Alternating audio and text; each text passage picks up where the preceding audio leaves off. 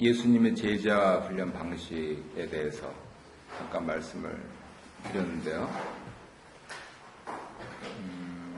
그냥 아마 질문들이 많으시겠지만 결국은 가장 중요한 점은 12 제자들 가운데서 가룟 유다 그리고 사도 베드로가 마치 동전의 양면처럼 그 성격들이 드러나고 있고 그래서 그만큼 그분들이 더불어서 훈련을 받으신 거다라고 하는 그러한 반증들을 제시를 할 수가 있습니다. 사람이 뭐 저러냐 이렇게 하는 분들도요 다 장점이 있으세요. 그리고 저분은 참 훌륭한 분이다 라고 하는 사람 중에서 죄인이 아닌 사람이 없습니다. 그래서 그런 차원에서 우리가 사람들을 이해하고 그리고 하나님 한 분만 의지해야 된다 라고 하는 것을 제대로 갖고 가는 것이 좋겠죠. 오늘은 이제 11장부터 18장 사이에 있는 아마 이 대목만 하게 될 것 같은데요. 갈릴리에서 복음을 전파하셨을 때 그 사람들의 반응, 그 반응이 무엇인가 하는 내용들입니다. 여기서 한 가지 교정할 것이 사도 마태는 하나님의 나라라는 말을 쓴 적이 없습니다. 번역을 이분이 좀 부주의하게 해가지고 지금 왕국, 킹덤, 그거를 이제 하나님 나라라고 이렇게 번역을 했는데 유대 사람들에게 주어진 그런 복음인 만큼 유대 사람들은 하나님이란 말을 입에 올리기를 굉장히 두려워했습니다. 우리가 쉽게 얘기하는 여호와 혹은 야훼라고 이렇게 최근에 알려지기 시작한 그러한 말이 히브리 말로는 모두 4개의 단어로 이루어져 있습니다. 그래서 그거를 4개의 거룩한 글자, 그래서 이제 사성체 이렇게 얘기를 하는데 그거를 쓰려면 조금 뒤에 말씀드리겠지만은 서기관 같은 사람들은 한 획 쓰고 가서 목욕 제기하고 또 한 획 쓰고 가서 목욕 제기하고 그래서 모두 3번 이상 목욕을 한 다음에 하나님이라고 하는 그 단어를 썼습니다. 그러니까 얼마나 사실은 실제적으로 부족합니까? 이제 불편하잖아요. 그래서 유대 사람들은 하나님이란 그 말을 입에 올리기가 너무 거룩한 말이라서 대신 개발한 말이 주님이라는 겁니다. 그래서 아도나이 이렇게 하는데요. 주님. 그것이 우리 신약의 예수님, 퀴리오스하고 동가를 갖고 있지는 않지만 구약의 주님이 바로 신약의 예수님이다 라고 지금 사도 마태를 중심으로 하면서 초대교회 사도들이 그렇게 주장할 수 있는 근거가 됐던 거죠. 사실은 예수님은 구주시다, 주님이시다라고 하는 것은 로마 황제를 넘어서는 그러한 통치자시다라고 하는 뜻인데 구약에서도 하나님이란 말을 감히 입에 올릴 수가 없어서 대신 주님, 주님 해왔기 때문에 그 주님이 구약의 주님이 신약의 주님이시다라고 기독교 공동체는 쉽게 그렇게 주장을 할 수 있었던 겁니다. 어쨌든 하나님의 나라라는 말은 안 썼습니다. 그러면 하나님의 나라라는 대신에 다른 말을 어떻게 썼냐? 이 왕국을 뭐라고 썼냐? 바로 이제 하늘나라라고 그랬습니다. Kingdom of Heaven 혹은 Heavenly Kingdom 이렇게 번역할 수 있는데요. 그래서 하늘나라가 맞습니다. 하늘나라를 한자로 하면 어떻게 되겠습니까? 천국. 예, 흔히 얘기하는 천국. 이게 하늘나라가 되겠습니다. 천국. 이것이 마태 사도가 지금 유대인들이 그렇게 갈구해왔던 그 하나님의 통치가 이루어지는 것을 천국이라고 표현했던 것이죠. 모두 이분이 지금 쓴 교재에 보면은 55번 사용됐다라고 하는 것은 마태 복음서이기 때문에 예수님께서 그만큼 하늘나라를 반복해서 강조하셨다. 산술적으로 따지면 28장에 걸쳐서 이루어져 있는데 물론 처음에는 장절 구분이 없습니다만 우리가 이해하기에 28장에서 55번 쓰였다. 그러면 한 장에 평균적으로 몇 번 쓰인 겁니까? 네, 2번 가까이 쓰인 거죠. 그러니까 굉장히 빈도수가 높다라고 하는 그것을 아실 수가 있죠. 시내산에서 하나님께서 이스라엘 백성들에게 제사장 나라가 되고 거룩한 그러한 백성들이 된다 하는 그러한 내용들을 말씀을 해주셨고, 오늘도 모압 형제에서 모압 언약을 제시하면서 하나님께서 너희들이 나의 거룩한 백성들이 된다, 그렇게 묵상 말씀을 주셨습니다. 그래서 결국 하나님 나라라고 하는 것은 선택받은 사람들에게 해당되는 겁니다. 세상 사람들에게 하늘나라를 제시를 할 것인가 말 것인가, 어떻습니까? 만약에 제시를 안 한다면 못하러 선교를 하느냐, 전도를 왜 하느냐, 그렇게 반문하실 수 있겠죠. 그런데 아이러니한 것은 적어도 마태복음에서는 예수님께서 이렇게 강조하시면서 하늘나라를 전파를 하셨더니 얼토당토한 그러한 반응들이 나왔던 겁니다. 첫 번째로 세례요한, 예수님을 소개했던 세례요한조차도 당신이 맞습니까? 그렇게 질문을 했던 것이죠. 왜냐하면 세례요한도 정치적인 메시아를 고대했는지도 모릅니다. 그리고 세례요한은 그 어떤 시각의 한계를 갖고 있었는데, 늘 제가 강조해서 말씀드리지만 여기 저 뒤에 산이 이렇게 두 개가 있는데 멀리서 보면은 겹쳐 보이지 않습니까, 이것이? 그래서 우리가 예수님의 초림과 예수님의 재림이라고 쉽게 이해하고 있는 이 두 가지 사건을 세례요한은 이해를 못했던 거예요. 약속하신 메시아가 오실 그때가 마지막 때라고 생각하는 겁니다. 근데 예수님은 복음 시대를 사시면서 내가 장차 다시 오신다고 계속 말씀하셨습니다. 만약에 이것과 이것이 동일하다면 예수님 모트라 죽으세요? 아니 모트라 마구간에 나세요? 아니 모트라 제가 참 입에 올리기도 좀 경건치 못해서 막 고민을 했는데, 어떤 목사님 아드님이 늦게 회개하고 성경을 읽기 시작했는데, 이분은 이제 글을 쓰시는 분이라서 마태복음 1장에 나와 있는 여성들 이제 5명 쭉 하면서 성모 마리아를 미혼모라고 그러더라고요. 말은 맞는데 그래도 그렇게 얘기하면 안 되지. 이제 그래서 우리 글이 워낙 좋아가지고 우리 교인들도 읽게 하려고 하다가 너무 단어가 좀 생경해서 그렇게 했는데, 왜 그런 가정이 태어나셨겠냐고요. 왕궁에 나시지 그냥 다 싹 쓸어버리시지. 그렇지만 예수님을 세상 죄를 지고 거나 하나님의 어린 양이라고 소개했던 세례 요한조차도 맞습니까? 당신이 그런 질문을 하고 있는 것이죠. 그러니까 예수님은 어떤 의미에서는 매우 새로운 메시아로 세상에 오신 것이고 그만큼 받아들여지지 않았습니다. 아니나 다를까 고울들이 회개하지 않고요. 그 다음에 바리새인들은 얼토당토한 그러한 얘기들을 하고요. 군중들은 떡을 먹고 병을 치유받는 건 좋은데 믿지는 않더라. 그리고 하나님 말씀에 대해서 평생 그들의 쫌이 하나님 말씀을 연구하고 필사하는 서기관들, 그분들도 매우 전통에만 얽매여가지고 예수님을 판단하더라. 그리고 종국에는 두 파, 바리새파와 사두개파가 한 가지로 마음을 모아서 표적을 구하더라. 그래서 결론은 뭐냐? 예수님이 거절당하셨고 배척당하셨고 그리고 이제 십자가를 향해 가야만 하는 그러한 예수님께서 세상에 오신 목적, 사람들 용어로 하자면은 예수님의 운명을 향하여서 그렇게 가시기 시작하는 겁니다. 여기서 지난주 여러 차례 좀 말씀을 드렸는데 바리새인에 대해서 조금 우리가 연구를 깊이 안 하는 경향이 있어가지고 오늘은 이거를 좀 말씀을 드리고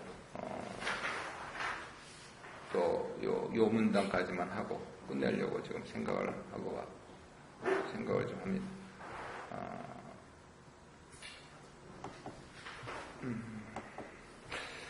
바리새인들에 대해서 우리가 갖고 있는 선입견이 어떤 게 있죠?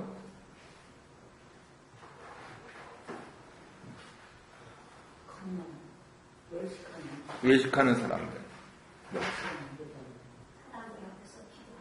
예, 사람들 앞에서 기도해서 자기 의를 드러내는 사람들. 네. 보수파. 네.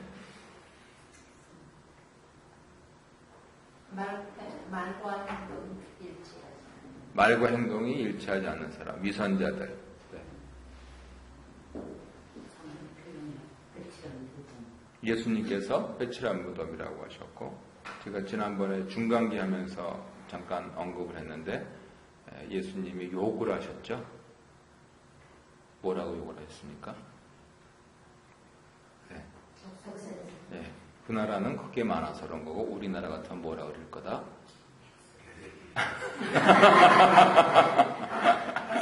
네, 감사합니다, 장로님. 저 대신에.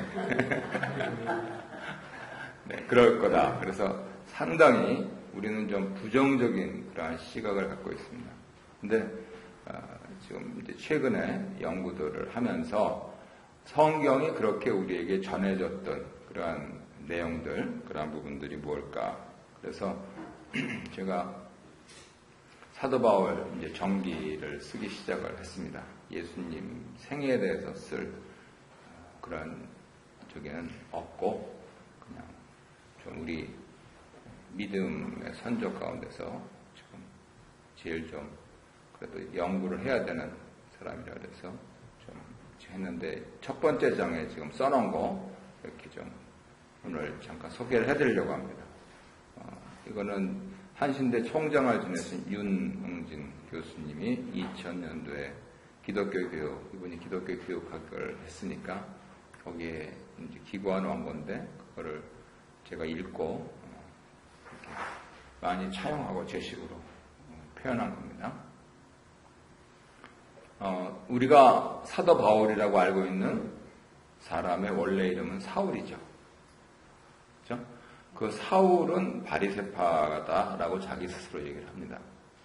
그래서 언제부터인지는 알 수 없지만은 그 집안이 바리새파니까 바리새파겠죠. 그래서 지금 바리새파가 어떤 사람들인가 하는 거를 좀 설명을 드리려고 이렇게 지금 이 문장들을 보여드리고 있는 겁니다. 아시다시피 사울 집안은 터키에 살고 있었고 그 다음에 사울은 바울이 되기 전에 바리새파 중에서 가장 유명한 스승 중에 한 명이었던 가말리엘이라는 분 문화에 들어갑니다. 오늘날로 얘기하면 유학 간 거죠. 집은 저쪽 길리기아 다소 터키에 있는 상업도시였고 그 다음에 이분은 예루살렘에서 유학을 했습니다. 그런데 바리새파를 이해하려면 이제 고대 제국들을 이해해야 되는데 저는 우리 수요 성경 공부팀은 이거를 이해하신다라고 가정을 하겠습니다. 왜냐면 이제 중간기를 다 했으니까 혹시 잊어버리신 거는 자료죠. 제 블로그 보시면은 또 그대로 그냥 그대로 되어 있으니까 또 보시면 되고요. 그랬을 때 알렉산더가 급사하고 나서 이제 4개 왕국을 발전하죠. 용사는 모두 7명이었지만은 그런데 4개 왕국 가운데 처음에는 이집트의 지배를 받고 있다가 나중에는 시리아를 지배하고 있었던 셀루시드의 통치를 받습니다. 다니엘서에서 멸망에 가증한 것이 성전에서는 그때가 마지막이라고 나오는데 바로 안티오코스 4세가 돼지고기로 하나님 자기는 제우스한테 드린 건데 하나님의 성전에서 제사를 드리는 일들이 일어나죠. 그래서 극도로 민심이 아주 나빠져 있을 때 마티아스라고 하는 제사장에게 다시 한번 총독이 돼지고기를 바치라 하는 명령을 내리고 거기서 총독이 살해를 당합니다. 그래서 이제 독립운동이 시작됐고 마티아스의 아들들이 게릴라전을 펼쳐서 결국은 6년에 걸쳐서 하스몬 왕족이라고 불리는 그러한 나라 사람들이 이제 중심적으로 팔레스타인을 다스리기 시작한다 하는 것 우리가 이미 배웠습니다. 그래서 그 위쪽에 있었던 북방 민족들도 저항운동이 되니까 이 셀루시드는 세금 빼고는 자치권을 허락했고 결국에는 20년 뒤에 세금까지 포기하는 그 뒤에는 로마의 압력이 있었죠. 그래서 결국 하스몬 왕조, 유대인들의 독립왕조인 하스몬 왕조가 출발했다라고 하는 거 말씀드렸었고요. 그리고 거기서 분리된 사람들이라고, 거룩한 사람들이라고 하는 그러한 뜻을 지닌 하시딘이라고 하는 그러한 사람들에 대한 어떤 그룹이 나왔다 하는 것도 말씀을 드렸습니다. 바리새파들은 이들이 자기들의 조상이라고 그렇게 생각을 해요. 그런데 왕이 막상 독립 유대 왕국이지만 왕권을 쥐자 바리새파들이 상당히 박해를 받습니다. 지금 그거를 조금 설명을 하려고 하는 것이죠. 알렉산더 대왕 자신은 예루살렘을 방문해서 대제사장 앞에 무릎을 꿇을 만큼 그렇게 관용에 대해서 이해가 깊은 그러한 왕이었고, 또 워낙 다 정복을 해버렸으니까 자기가 좀 경배할 뭐가 없나 하는 이런 거 찾던 사람이었던 것 같습니다. 하지만 셀루시드 왕국은 헬라 문화를 팔레스틴에 이식을 하려고 그랬죠. 왜냐하면 자기네들이 통치하기 편하게, 옛날에 이제 우리 일제 말기에 황국 신민하고 같은 맥락이 되겠습니다. 그런 사이에 점차로 유지들은 젊은 사람들이 그리스를 모방하려고 하는 것에 대해서 위협을 느꼈죠. 문제는 자기네들이 정치권 그런 부분들이 없으니까 어느 정도까지 그것을 해야 되느냐. 그런데 막상 권력을 쥔 왕조는 너무나 쉽게 그리스화돼가는 그러한 영향력을 받았다는 것이죠. 그래서 여기서 등장하는 그룹들을 우리가 좀 이해를 해야 되는데, 시리아 지역을 통치하고 있었던 셀루시드 이전에 이집트를 통치하고 있었던 프톨레미가 팔레스틴을 점령할 때 유일한 관심은 세금이었습니다. 그랬을 때 머리 좋고 똑똑한 사람들이 자기네들이 세금 걷어다 바치겠다. 그렇게 해가지고 이분들이 자기 가문을 이렇게 세웠죠. 저는 그것을 이제 우리 고려, 그 다음에 조선초, 그때 용어를 따서 이제 신흥 지배 계급이라고 불렀는데, 이분들이 사두개파를 이루는 그러한 한 중요한 축이 됩니다. 이분들은 그리스화되고 뭐 이집트화되고 상관없습니다. 잘 먹고 잘 살면 됩니다. 그래서 예배를, 제사를 드리는 때 하나님께 드리던 제우스께 드리던 일단 신께 제사만 드리면 되는 것 아니냐. 그리고 신에게 축복을 받아서 우리가 아들, 딸 잘 낳고 잘 살면 되는 것 아니냐. 굉장히 현세적인 그런 물질적인 세계관을 갖고 있었죠. 그러던 차에 이제 어떤 저항의 도화선이 된 것이 대제사장직까지도 이분들이 살려고 그렇게 했던 것이고, 결국은 셀루시드는 그것을 팔아버립니다. 이거는 유대인의 정체성을 글자가들은 목에 칼을 겨는 것이죠. 대제사장은 아론 가문에서 나와야 되고, 유대교라고 하는 부분들은 그것을 근간으로 해서, 왜냐하면은 율법에 그렇게 말씀했기 때문에. 그러면 결국은 대제사장직을 매관매직을 하는 것은 율법은 이제 가치가 없다라고 하는 그러한 말의 다름 아닌 것이죠.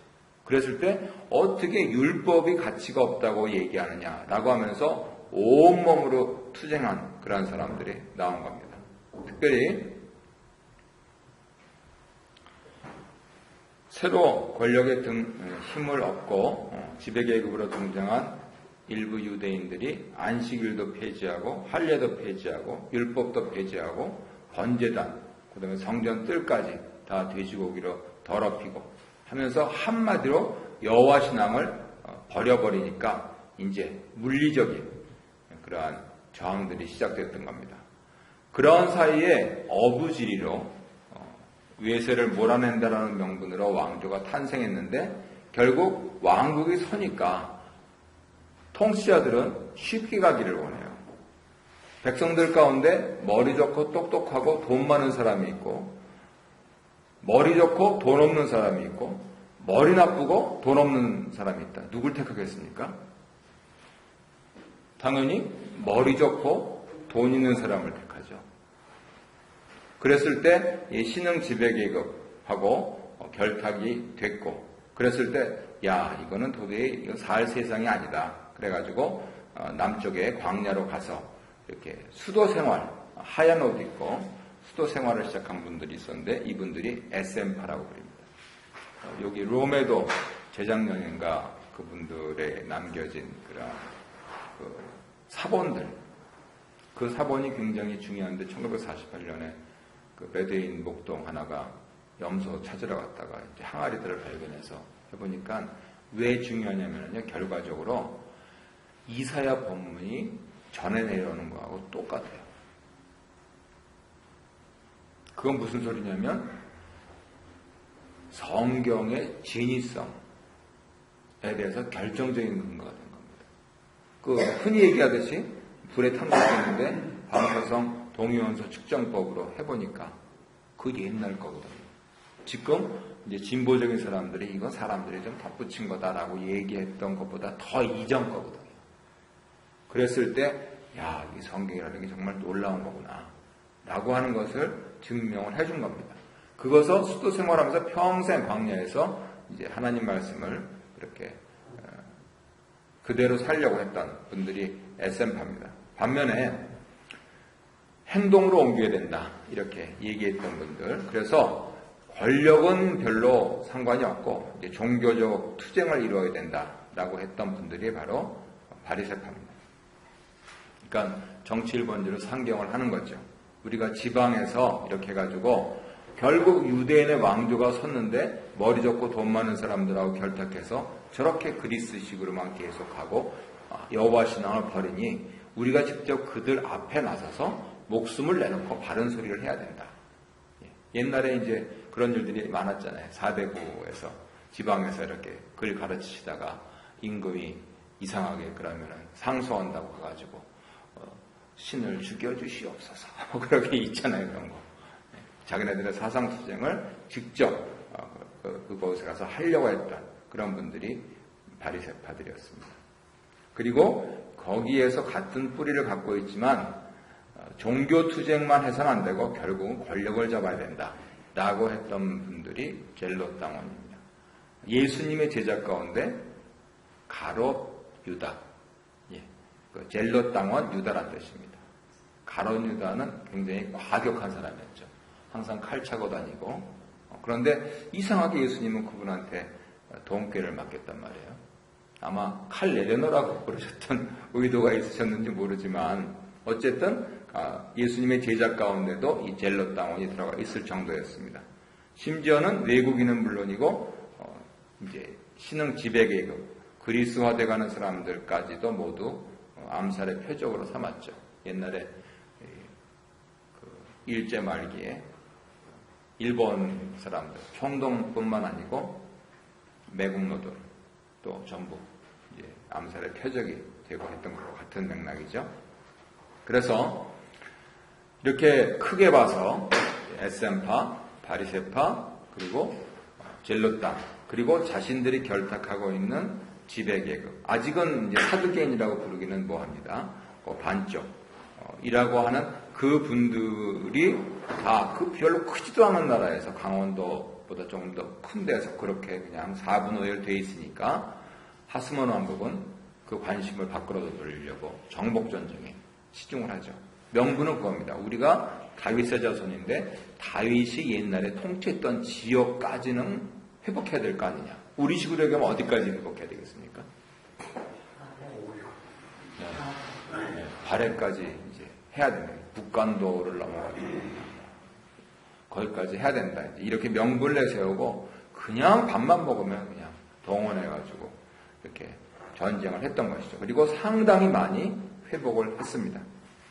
그러는 사이에 세금을 걷어들이고 그리고 그 사이에 커미션을 먹는 사람들이 생겼어요. 어디나 있는 것 같아요. 그분들이 백성들이 살다가 지쳐서 점점 민심이 이반하니까 그분들이 결국은 정권의 중국식으로 하면 홍위병이 되는 거죠. 그래서 지금 있는 이 왕조가 다윗의 왕조를 계승한 나라고 지금 있는 이 권력이 하나님이 하늘에서 내린 권력이다 라고 해가지고 그 새로운 부르주아지, 현대용어로 표현하면 그렇게 되겠습니다. 그분들이 앞서 하스몬 왕조 형성 뒤에 생겼던 신흥 지배 계급하고 함께 모여가지고 형성한 그룹이 사두개파입니다. 그래서 아주 그냥 원리 원칙대로 율법대로 권력은 상관없고 종교, 사상, 민족 이 점에 있어서 분명하게 입장을 취했던 바리새파 사람들은 거의 7,000명 가까이 목숨을 잃습니다. 그러니까 우리식으로 하면 조선 말기 당쟁에 휘말리는 거죠. 그래서 이분들도 무력을 사용해서 한번 어떻게 정권은 차치하고 자신들이 목숨을 부지하려고 했다가 그것이 실패하고 7,000명은 죽고 8,000명은 망명을 합니다. 그때 하스몬 왕조에서는 더 이상 이제 국가를 유지할 힘이 없어지고 서로 형제들끼리 치고받고 싸울 때 유명한 폼페이 장군한테 도움을 요청하죠. 옛날에 셀루시드 왕조 시대에 세금을 면세하도록 도와준 나라에 시리아 총독으로 와 있던 폼페이 장군에게 오셔서 좀 정리를 좀 해주십시오 라고 했는데 폼페이는 와서 보니까 무주공산이잖아요. 그래서 문을 닫으시고 평화롭게 우리의 지배를 받으시라고 라고 해서 로마 식민이 시작됩니다. 그랬을 때 이제 사두개파는 돈만 갖고 있죠. 권력은 잃었죠. 로마에게 정복을 당하고 그랬을 때 다시 한번 이 명분 싸움에 오르기 위해서 바리새파들이 재입국을 합니다. 옛날에 우리 김구 선생님께서 이제 미 군정에서는 오지 말라고 그랬는데도 그냥 죽어도 저기 가서 죽는다. 그래서 들어오신 거하고 비슷한 맥락이죠. 근데 문제는 유대 독립 왕국이었던 하스몬 왕조에서 종교 투쟁으로 됐던 것이 이젠 다시 식민지 한 100여 년 끝에 다시 식민지로 들어간 이때에는 바리새인들의 주장은 종교적인 주장이 된 것이 아니고 사회문화운동이 된 겁니다. 백성들을 기도하고 백성들로 하여금 너희들은 유대 사람들이다 라고 하는 것을 가르치는 그러한 어떤 티칭이 부각되는 시대가 됐던 것이죠. 그래서 하스몬 왕조가 왕이 제사장이라고 하면서 그것을 뒷받침해주는 사두개파들에 의해서 잠깐 유지됐다가 이제 멸망한 이 틈을 타서 바리새파들은 철저하게 대종한테 파고 들어갑니다. 그래서 백성들은 글을 못 읽는 사람도 있잖아요. 그런 분들한테는 하나님 말씀은 어떻게 들려줍니까? 말로 전해줘야 됩니다. 반면에 지배계급이 된 사람들은 다 글을 읽어요. 그래서 사두개파들은 여기 지금 뭐 양피지든 파피루스든 여기 써있는 것만 이게 율법이지. 그랬는데 바리새인들은 그게 아니지. 거기에 써있는 거를 바탕으로 해서 이거는 벌써 몇 년입니까? 모세 할아버지가 주신 말씀인데 그 이후에 많은 상황이 변했잖아요. 다윗 왕국도 생겼고 분열 왕국도 생겼고 식민지를 살았고 그 다음에 잠깐 독립왕국도 있었고 다시 로마 식민지를 살고 있는데 그때마다 우리 조상 선배들이 가르쳐준 그 가르침 그거를 구전율법이라고 합니다. 그 율법이 중요하지 라고 해가지고 백성들은 누구 말을 더 좋아하겠습니까? 바리새파들의 말을 더 좋아하는 겁니다. 그래 내가 우리 아버지한테서 배운 게 그거라고 이제 이렇게 얘기할 수가 있는 거죠. 근데 우리는 먹고 살기가 바빠서 읽을 수가 없어요. 그러면 율법은 저 먼 것이 되잖아요. 그래서 민족과 종교가 항상 하나라고 생각했던 사람들은 바리새파를 열렬히 지지를 했던 것이죠. 나아가서 원래의 목적, 이 헬라 문화가 얼만큼 유입되느냐라고 하는 부분들에 있어서 이미 이제 그 금력을 가지고 그 식민지 하에서 또다시 백성들을 수탈하려고 하는 그러한 사람들에 대해서 이 사람들은 잠깐만 지금 우리가 1년에 3번 성전에 올라와서 하나님께 제사 드리는 거 율법에 있는 대로 중요하다. 그렇지만 못 올라올 경우에는 어떻게 했냐면 사실은 6월절하고 오순절은 50일 간격이 있잖아요. 6월절 지난 다음에 오순절, 50일 뒤에 오순절이거든요. 그 다음에 이제 초막절은 다음에 추수할 때고. 그러니까 이때 자기가 여유 있는 사람은 6월절에 왔다가 오순절까지 지내고 가시고, 만약에 50일 동안 생업을 하지 않으면은 어떻게 생활할 수가 없는 분들은 6월절을 지키고 그리고 초막절을 지키셔도 됩니다. 이런 식으로 이제 융통성 있게 해석을 하는 거예요. 백성들이 누굴 좋아하겠습니까? 바리새파를 좋아하죠. 근데 사두개파들은 아니 그러면 당장 수입의 3분의 1이 줄어들어요. 6월절도 제사를 드려야 되고 오순절도 제사를 드려야 되고 그렇죠? 초막절도 제사를 드려야지.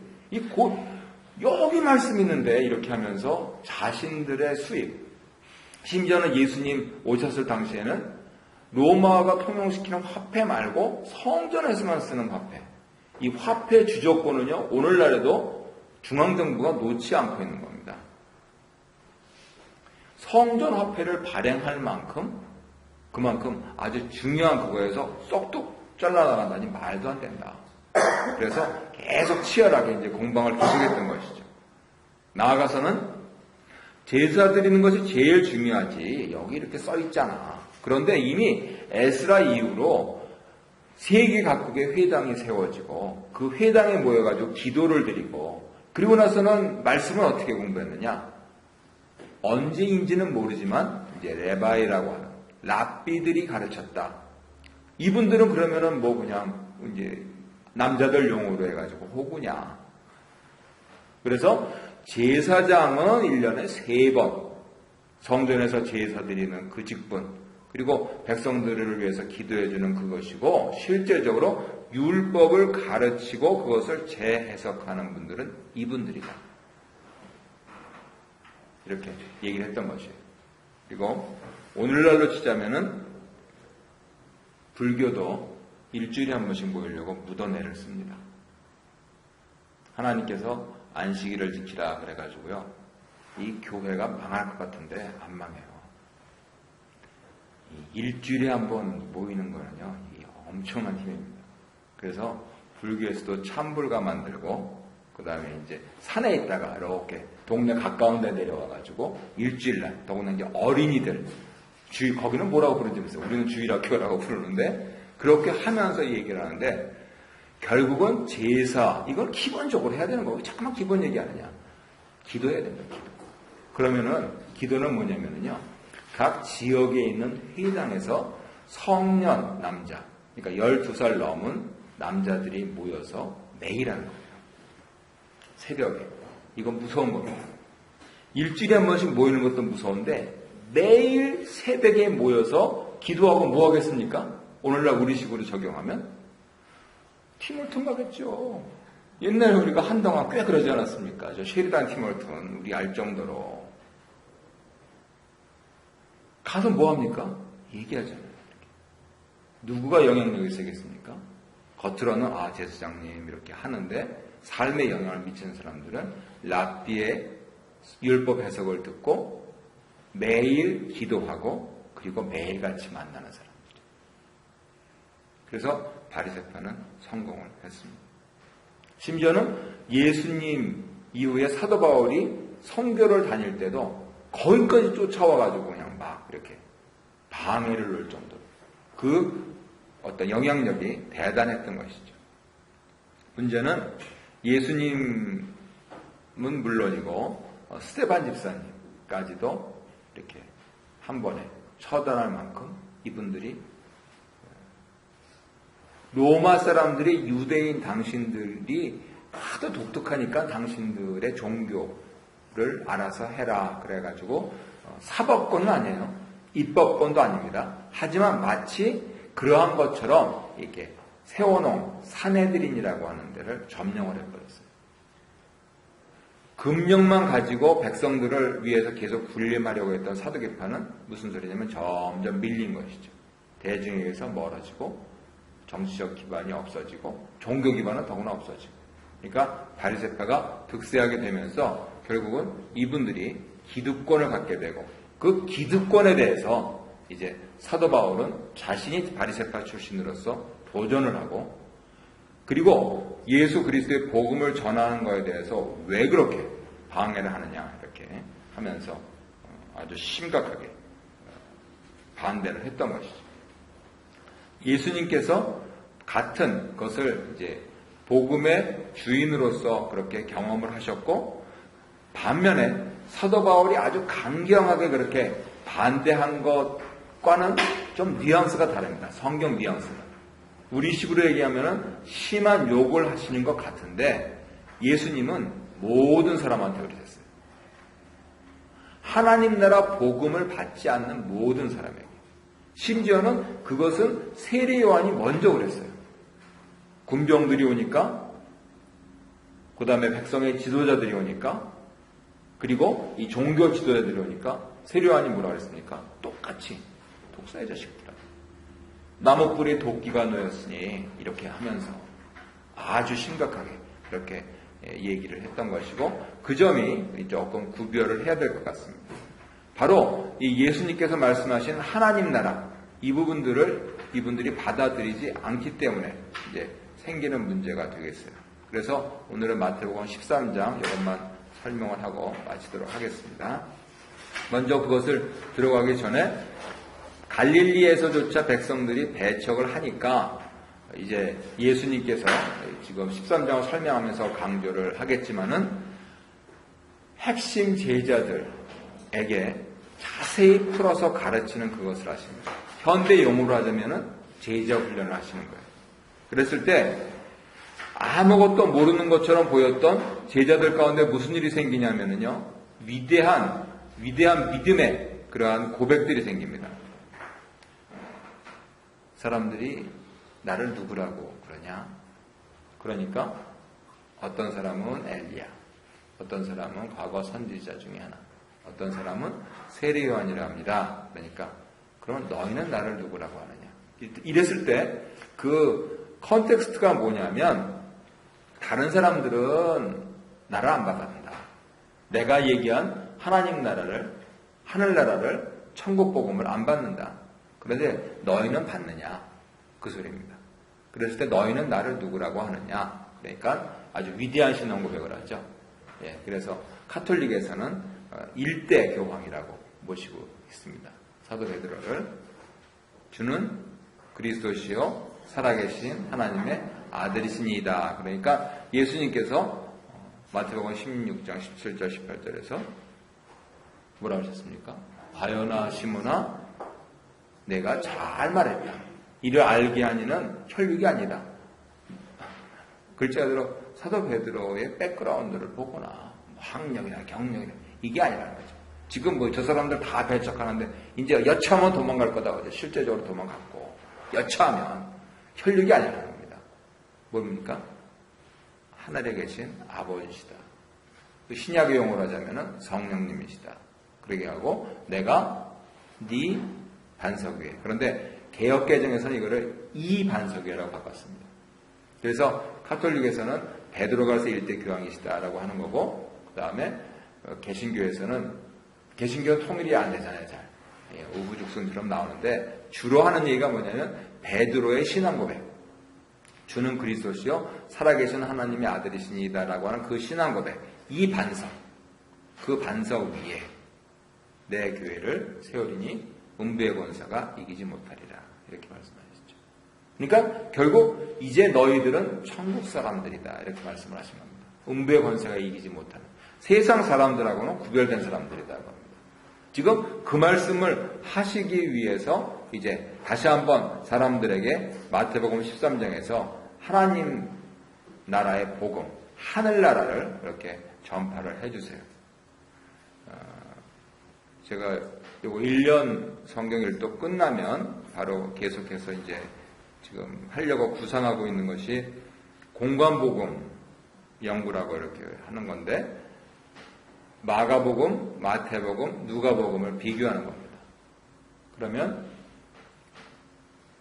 로마 사람들에게, 유대 사람들에게, 헬라 사람들에게 그렇게 복음을 전할 때 하나님께서 그 마가, 마태, 누가를 사용하셔서 어떻게 설명을 하셨나 하는 것을 보면, 오늘날 캐나다 사람에게, 한국 사람에게, 그리고 나아가서는 코리안 캐네디언에게 어떻게 복음이 가야 되는가 하는 것도 유추해서 발전시킬 수가 있어요. 근데 여기서 13장에서 그래서 이렇게 비교를 하는데 결과적으로는 이 마가복음 4장에 있는 말씀, 이 말씀에서 마태 사도가 상당히 많은 비유들을 끌어옵니다. 그렇지만 동시에 그것하고 똑같지가 않아요. 왜냐하면 유대인들에게 말씀을 전하기 때문이죠. 그리고 예수님께서 생전에 사도인 자신이 들었을 때도 알쏭달쏭한 말씀을 많이 하신 겁니다. 그것을 성경에서는 뭐라고 표현하냐면은 비유라고 표현합니다. 여기 이제 제가 몇 가지 그림들 이렇게 갖고 왔는데요. 도레라고 하는 분이 19세기 분이네요. 지금 13장에 있는 거를 이렇게 그림으로 표현을 했습니다. 사람들이 와서 예수님이 배에 앉아서 하시는 이제 강화를 하시죠. 그랬을 때 그 본문을 보면은 예수께서 집에서 나가사 바닷가에 앉으셨다. 왜 바닷가에 앉으셨을까요? 사람들이 오기를 기다리셨나요? 그래서 13장 1절 이렇게 봤을 때 제일 처음에 그날부터 봐야 됩니다. 그날이 무슨 날이지? 그럼 어딜 보셔야 됩니까? 그날. 마태복음 13장에서 그날 그랬습니다. 그러면 어딜 보셔야 됩니까? 바로 위에 있는 마태복음 12장 끄트머리를 보셔야 됩니다. 그날이라 그러니까 거기 있을 거 아니에요. 그래서 그거를 보시고 그때 알았어요. 이해했어요. 집에서 나갔는데 바닷가에 앉으셨어요. 이게 언젠가 예수님 새벽 기도하러 나가셨나? 아니면 예수님 묵상하러 나가셨나? 그랬는데 큰 무리가 그 얘기로 모여들었어요. 그러니까 이게 뭔가 심상치 않은 일들이 일어날 것 같아요. 이게 별로 중요하지 않은 것 같은데 가만히 성경 말씀을 이렇게 보면은 여기 지금 뭔가 움직임이 보이는 겁니다.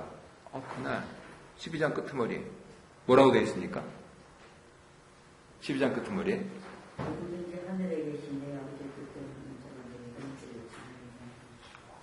어머니하고 누이들이 왔을 때 했을 때 하신 말씀이잖아요. 말씀하시잖아요. 그죠? 그리고 그날 그러니까 아침이겠습니까? 저녁이겠습니까?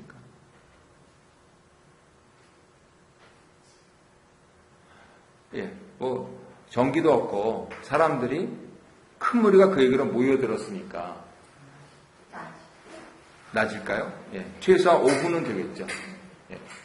아침은 아닙니다. 그러면 이제 예수님께서 좀 쉬러 나가셨나 보다. 이렇게 생각할 수도 있겠죠. 이게 재밌습니다. 성경 읽는 게.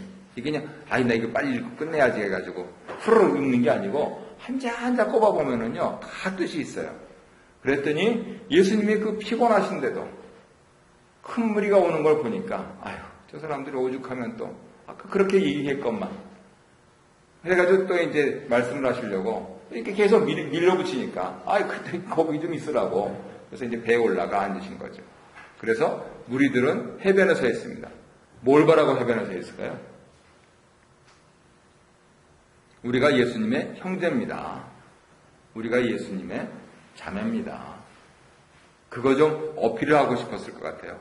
대단한 선생님 아닙니까? 온갖 병도 다 고치고 먹을 것도 주고 이런 분한테만 찰싹같이 붙어있으면 한평생 이제 두 다리 쭉 뻗고 사는 거죠.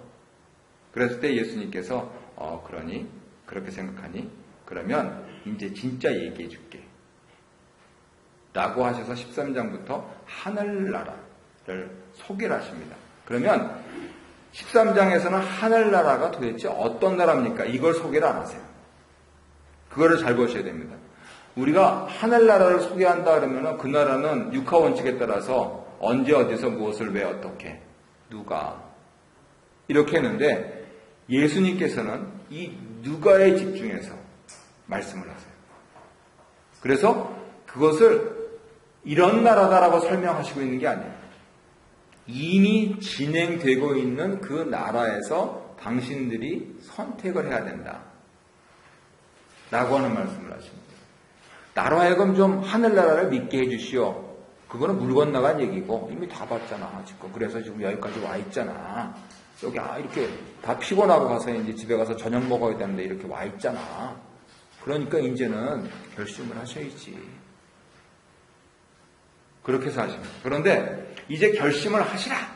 이렇게 하면서 아주 그냥 그 웅변적으로 수사학적으로 하시는 게 아니에요. 달성하게 하십니다. 사람들이 못 알아듣는 겁니다. 저분이 뭔가는 있긴 있는데 말을 들으면 못 알아듣겠거든요. 심지어는 예수님을 그렇게 측근해서 모시고 다녔던 제자들도 끝나고 나서 자기네들은 끄떡끄떡합니다. 이제 사람들이 모르니까 쳐다볼 거 아니에요. 이렇게 하면 역시 심오한 말씀이에요. 근데 막상 이제 이쪽 베이스 캠프에 돌아와서 선생님 무슨 말씀입니까? 예, 다 그런 거예요. 그렇게 했다는 겁니다. 근데 여기서 중요한 7가지 말씀을 하십니다. 하늘나라가 누구에 의해서 어떻게 진행되는가. 그러니까 하늘나라가 무엇이다라고 말씀 안 하신다는 걸 꼭 기억하셔야 되고요. 이분은 조금 알아두실 필요가 있는데 존 밀레이라고 하는 영국 왕립학교 회장 지내신 분인데 이 13장으로 그림을 좀 많이 그리셨습니다. 화가신데 어떻게 왕립학교에 영국 대영 제국의 왕립학교 회장을 하셨어요. 그 아드님도 또 마찬가지로 학술원 회원이시고 그런데 씨 뿌리는 비유를 이렇게 한꺼번에 넣습니다. 그런데 성경을 잘 보시면은 첫 번째 비유가 있습니다. 알쏭달쏭하다는 뜻입니다. 뭐라 그러냐면 길가에 떨어졌다. 그 다음에 돌밭에 떨어졌다. 그 다음에 가시떨기 위에 떨어졌다. 그리고 좋은 땅에 떨어졌다. 이렇게 말씀하셨습니다. 그러면 씨는 같은 씨죠. 땅이 다르죠.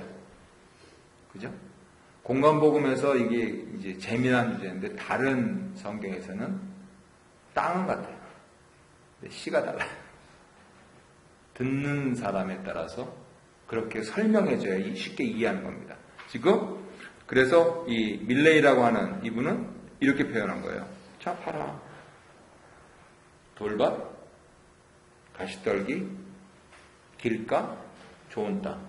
이렇게 뿌리고 다니더라. 보니까. 이렇게. 내가 성기술 해보니까 농부들이 이렇게 뿌리더라. 예수님은 이거 말씀하신 거다. 그래가지고 이렇게 그림으로 표현한 거예요. 그랬을 때 제자들이 못 알아들었습니다.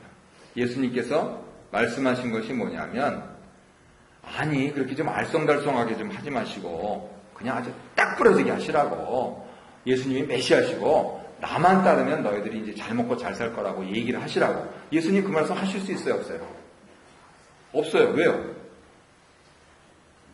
십자가 지셔야 되잖아요. 예수님은 죽으려고 오셨는데 잘 먹고 잘 살라고 다른 사람들한테 얘기해버리면 예수님이 거짓말쟁이가 되잖아요. 그러니까 그거를 이해시키기 위해서라도 이게 알쏭달쏭할 수밖에 없어요. 그래서 예수님이 이사야 6장에 있는 말씀을 인용을 하면서 왜 이렇게 알쏭달쏭하게 하십니까? 그러니까 봐도 제대로 못 보고 들어도 제대로 못 듣게 하기 위해서 그렇다. 그러면 따라오지 말란 말입니까? 따라와야지. 그럼 뭐예요? 제대로 가르쳐주지도 않고 따라오라니. 그러니까 선택된 거지. 그럼 뭐 아무나 우리식으로 흔히 시쳇말로 하듯이 뭐나 다 그렇게 하면은 그 다음은 그래서 예수님 당시에 그렇게 했던 사람이 대표적인 사람이 2명 사도행전에서 거론되는데 드다라는 사람하고 유다라는 사람입니다. 수백 명이 따라다닌 거예요. 나만 따르면은 이제 태평성대에 잘 먹고 잘 살게 해주겠다. 그냥 암살 당하니까 몽땅 흩어져 버리잖아요. 예수님은 그렇게 속세적인 현세적인 가치를 말씀하시는 게 아니고 하늘나라라고 하는 것은 이 씨가 워낙 좋기 때문에 이 씨가 좋은 땅, 즉 지금 예수님은 속으로 그러셨을지 모릅니다.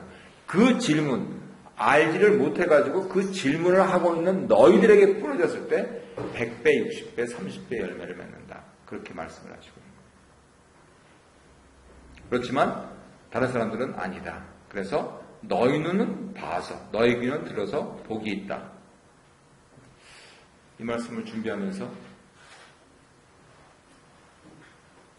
오늘 묵상 말씀 주셔서 내가 복이 있다. 이렇게 생각해야 되는 거구나.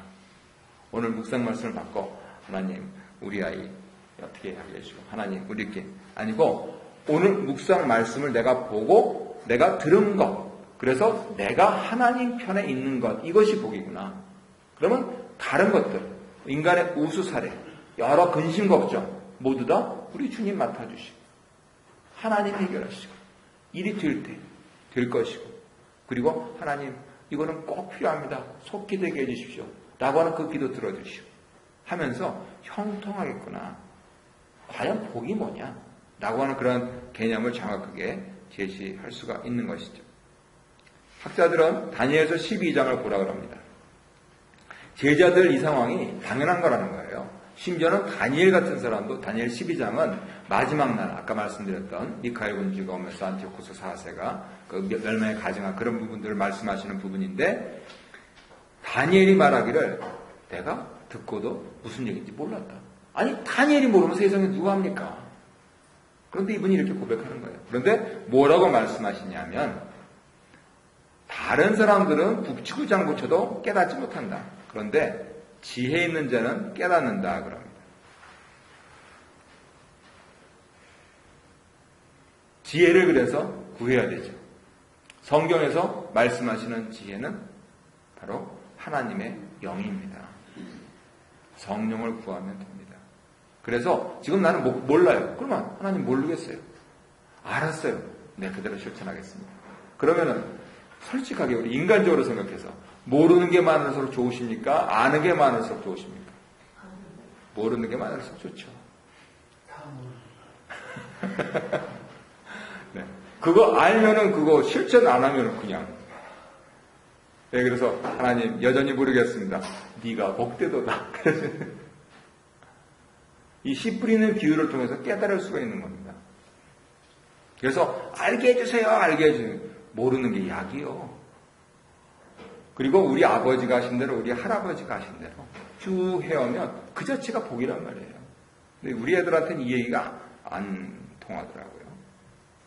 그래서 이제 길가, 돌밭, 그 다음에 가시밭, 그리고 좋은 땅에 대해서 예수님께서 직접 말씀을 하십니다.